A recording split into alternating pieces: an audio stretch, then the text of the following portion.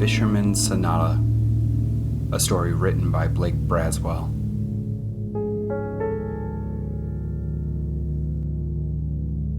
The briny air filled Sophia's lungs as she took in a deep breath. One hand grasped the handle of her well-worn violin case, while the other pulled the top of her jacket closed beneath her neck.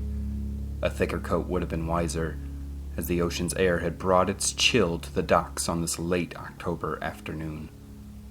The wharf was empty, and as the historical marker Sophia passed noted, it had been that way for almost 100 years. Dead Man's Wharf was what everyone called it, a silent memorial to the sailors lost in a foggy sea on October 30th, 1931. The town was full of people who grew up by the sea, which meant they were a superstitious lot, and mostly avoided the abandoned wharf. Sophia wouldn't have it any other way. Much like those doomed sailors trapped in the cold embrace of the sea, Sophia felt trapped by family expectations. Her violin was a device that released pure beauty, but strict parents insisting that she compete at the highest level so that she might enter the finest music schools had wrung the joy out of her love for the instrument. Unlike those poor sailors, Sophia had a choice in her fate. She strode towards the end of the wharf with purpose. Reaching the farthest edge, she looked down as the choppy water splashed against the thick wooden legs of the pier. From here, she would let the violin sink into the cold waters, drowning her family's dreams while also shedding the weight of their expectations. Sophia knelt, placing the case in front of her. With 3 clicks, she undid the latches and opened it up. There it was, the thing she loathed to love. Having picked up the bow in one hand and grasping the neck of the violin in the other, she stood holding them out before herself. These 2 items had never felt heavier. Her eyes closed as she breathed in deeply, preparing her soul to be rid of the objects of her parents' obsession. She could almost feel them staring down on her. "What do you got there?" Sophia gasped in fright. She turned to see who had spoken, and saw a grizzled old fisherman sitting on the side of the wharf. Sophia had been so caught up in what she was about to do that she'd never heard the old man walk down the pier near her.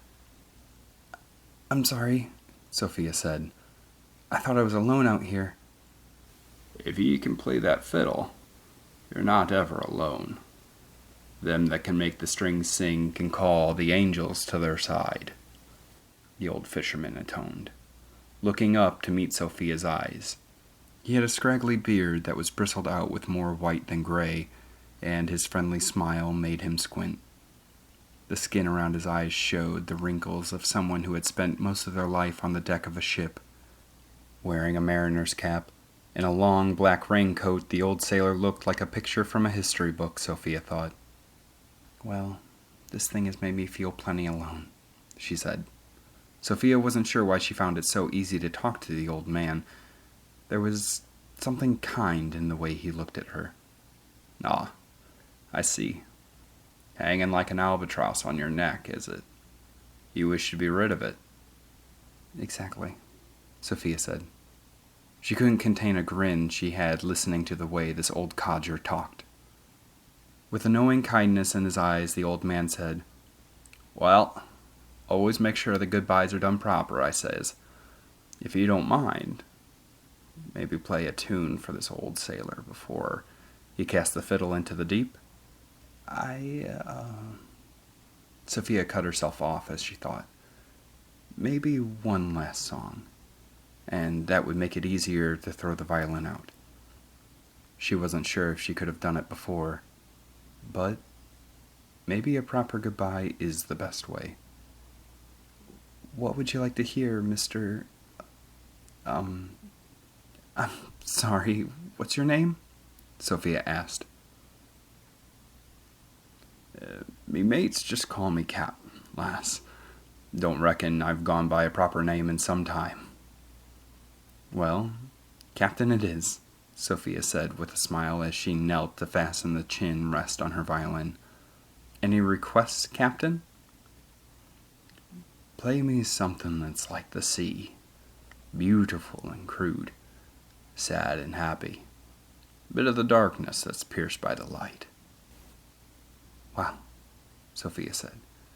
That is not what I expected.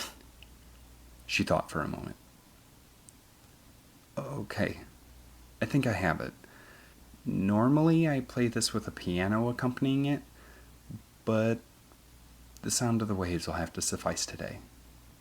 With that, Sophia quickly plucked each string and was astounded that the instrument was still in tune after being exposed to the chilly air. Placing the violin on her shoulder, she brought the bow up and began to gently play Beethoven's Moonlight Sonata. As she played, the violin sang with joy, and then it cried with heartbreak. It seemed the waves crashed against the wharf, set a perfect tempo. Sophia could almost imagine the sound of the ocean was in pitch with her violin. She got lost in the music. Her body swaying along with the way she played. Her eyes were closed. She shut out everything, from the kind old man to the pressing demands of her parents. It was just Sophia and the violin. She continued her passionate playing until the song reached its conclusion, the final note gently vibrating in the air as she pulled her bow across the strings for one last time. When she opened her eyes, the sun was beginning to set, and a fog was rolling into the wharf. The old man was still sitting on the edge of the pier, but he had turned his face from her. She wasn't quite sure, but it seemed like his shoulders were slightly shaking, as if he were sobbing. "Are you all right?" Sophia asked. "You do make them strings sing, lass," the old man said with his head turned away. A ship's horn startled Sophia. It was immediately followed by the sound of a ship's bell ringing. This wharf wasn't used anymore, but the sound was close. She looked out towards the sea, but the fog was getting thick, and she couldn't see anything. She turned back to the old fisherman, who was now standing and looking out to the sea over her shoulder. "It seems it weren't the angels that heard your song this evening tide," he said with a welcoming smile that froze Sophia's blood. "Land ho, me boyos." Sophia turned back to see an old fishing boat emerge from the fog, headed straight for the wharf. She took off running past the old fisherman and down the pier. She felt the boat slam into the wharf, and the force knocked Sophia to the ground. Her violin fell from her hands and bounced into the waters below. Sophia quickly got back up and continued to run. The fog was thick, and she could barely see a few feet ahead.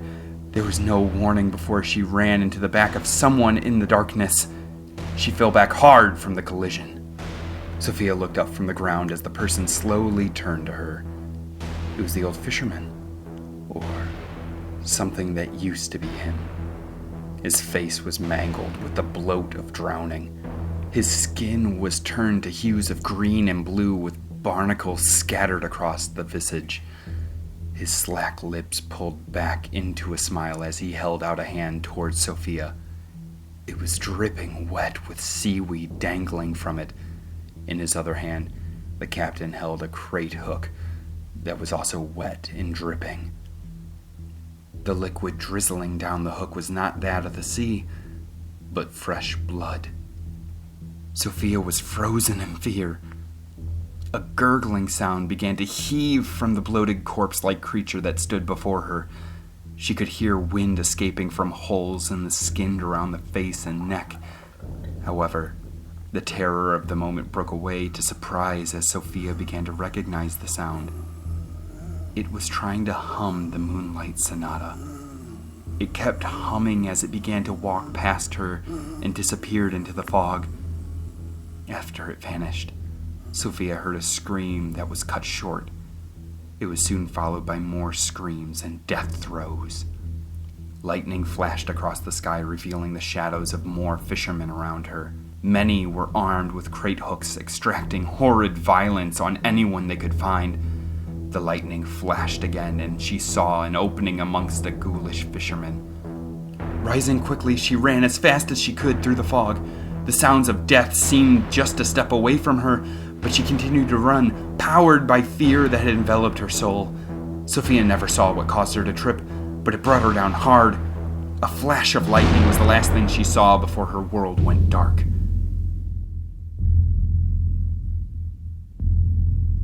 The next thing Sophia could perceive was a numbing headache. After slowly opening her eyes, she found herself in a hospital bed. Her parents had their backs to Sophia. They were standing at the foot of her bed, watching the news on the television opposite of where Sophia lay.